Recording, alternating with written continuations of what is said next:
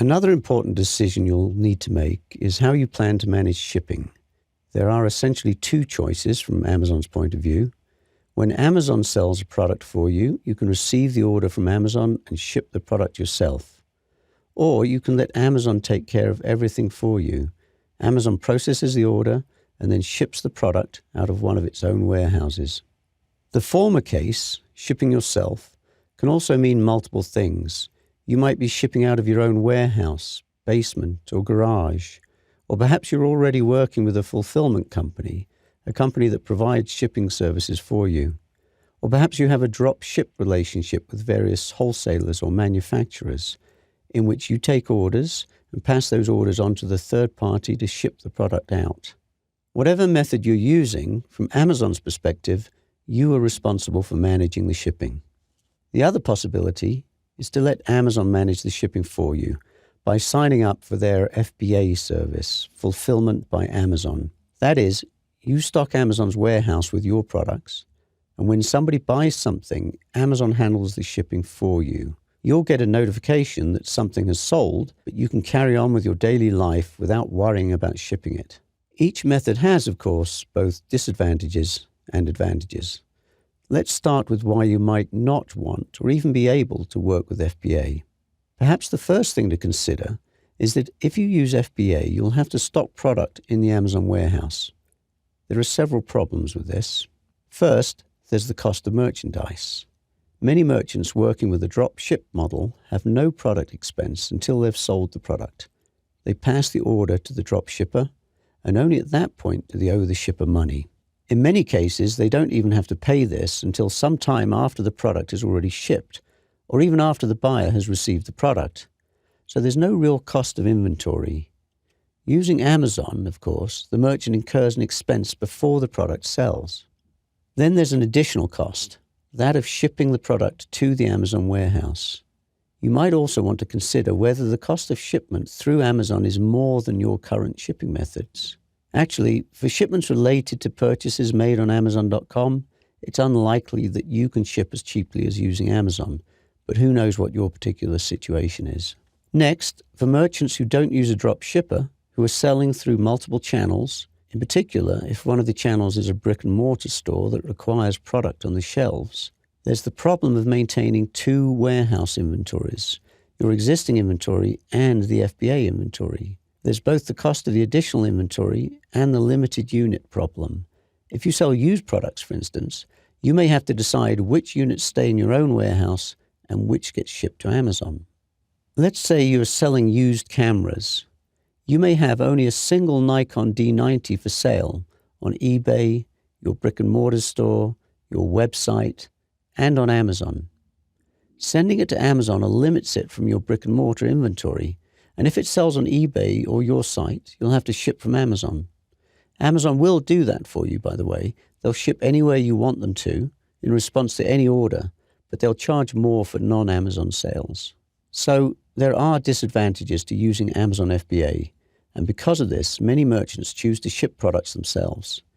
Many sellers of used books, for example, ship books themselves because they simply can't make money on low-cost books through FBA. Though, of course, they have to have a very efficient operation to make money shipping the product themselves. But there are some really significant advantages to using FBA. First, many Amazon users won't buy products from merchants who ship their own products. These buyers want the full Amazon experience. They want Amazon to handle everything, including shipping, and Amazon encourages this. Many others prefer Amazon shipping and only buy products from non-FBA merchants if the price difference is great or if there simply is no Amazon shipping option. Amazon does this in various ways.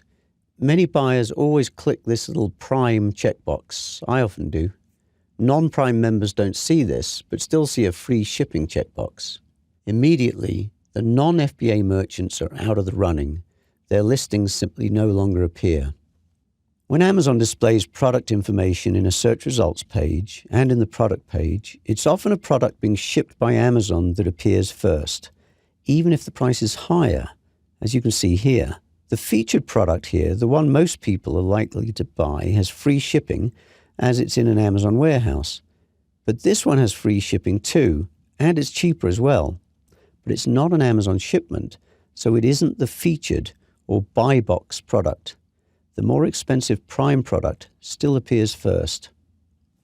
Once the buyer's chosen a product, Amazon gives buy box preference to FBA merchants, as I'll explain in more detail in a later video. Notice the Prime logo and the Fulfilled by Amazon link, which opens the sales pitch for FBA.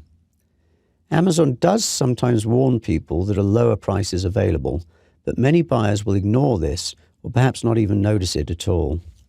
We can get to the other merchants, as you can see here, and some of these products will sell, of course, but even in this area, Amazon makes it easy for people to see just the FBA merchants, whether the buyer's looking for new or used.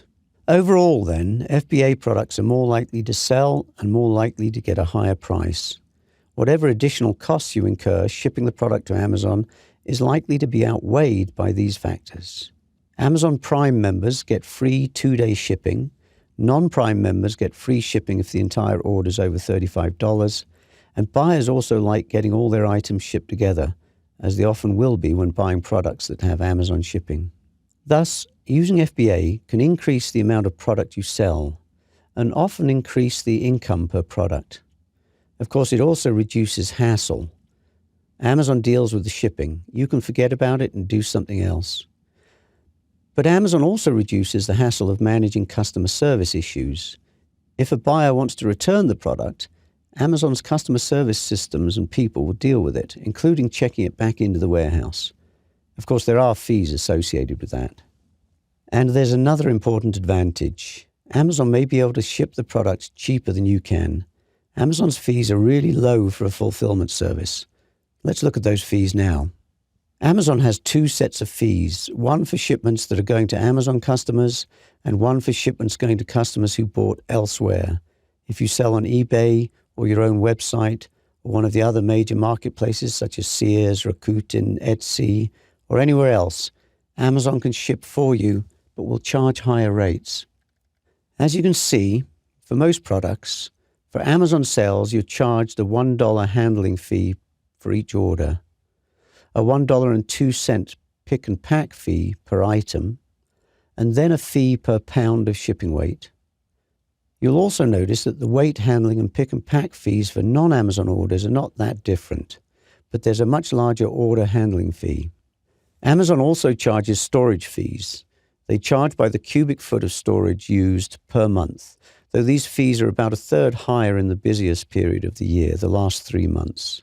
The ideal, of course, is to keep only the minimum amount of product in Amazon's warehouse that you require to keep up with orders. By the way, for many products, these storage fees are really negligible, nothing more than small change compared to the value of the products.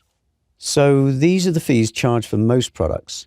There's a different set of fees for media products, no order handling fee you'll notice, and for oversized products, including a special handling fee that can be significant.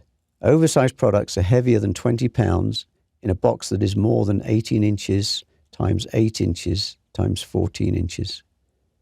Note also that Amazon has a zero fee program. If you sell a standard size product over $300 to an Amazon buyer, Amazon picks, packs, and ships for free.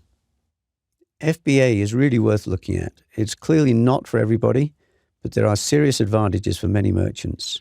Just Google Amazon FBA to quickly find information about the service. There's no sign-up or monthly fee, so it's easy to experiment with too.